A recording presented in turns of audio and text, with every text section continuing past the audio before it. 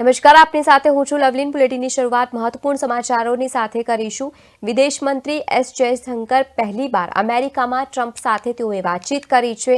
તેમણે ટ્રમ્પ સરકારના વિદેશ મંત્રી સાથે પણ એક દ્વિપક્ષીય બેઠક યોજી હતી, જેમાં ચર્ચા વિલાપ પણ કરવામાં આવ્યો છે।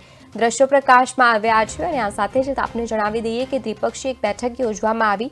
ટેકનોલોજી, સંરક્ષણ અને ઉર્જા સંબંધિત મુદ્દાઓ ઉપર ચર્ચા કરવામાં આવી। બેઠક દરમિયાન દ્વિપક્ષીય ભાગીદારીની સમીક્ષા કરવામાં આવી હતી।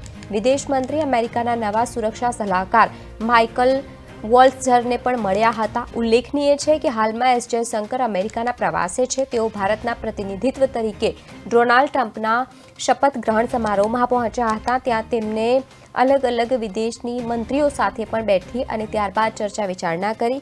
અલગ અલગ દેશોના વિદેશ મંત્રી સ્તરની એક બેઠકમાં તેઓએ ભાગ પણ લીધો।